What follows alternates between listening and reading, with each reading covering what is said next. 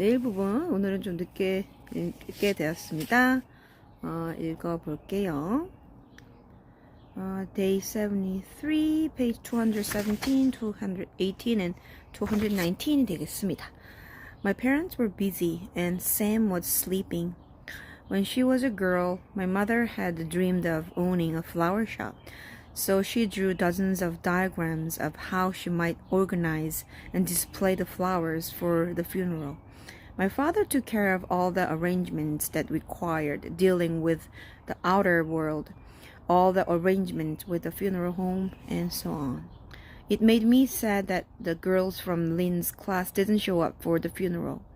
All 32 Japanese in town showed up, including a new baby. In addition, Lynn's teacher from school attended. Silly, her mother, her uncle, and her brother also attended. So did Hank Garvin and his wife and kids.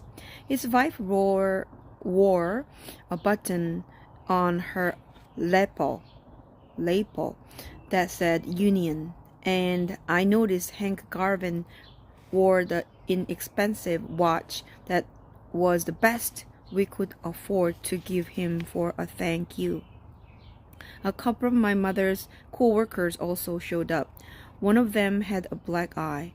I'd heard that there had been union trouble at the factory, but I didn't know the details. I couldn't pay much attention to what was going on because I was so nervous about my speech. I was supposed to go up after Lynn's teacher. I don't even remember what she said. When it was my turn, I noticed that my shoes squeaked as I walked up the aisle. The pulpit seemed to be about 1,000 miles away. Squeak, squeak, squeak. I wished the organ player would play music so nobody would hear my shoes. Here is a speech I gave. My sister was my best friend. She was a genius. She helped me with my homework whenever I wanted. She was going to go college and planned to live on the highest floor of a tall building, probably in Chicago. She was going to live in a house in California by the sea because she loved the sea, even though she never saw it. She was going to buy 7 houses for my parents if they wanted.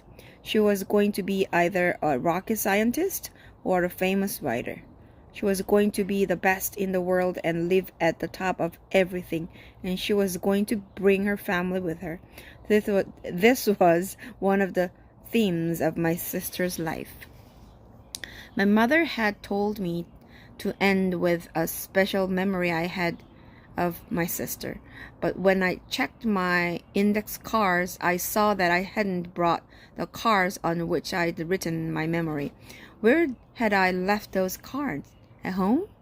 In the car? I couldn't even recall what memory I'd planned to tell. I looked at everyone. Everyone looked at me. I cried out, "Thank you," and ran to my seat.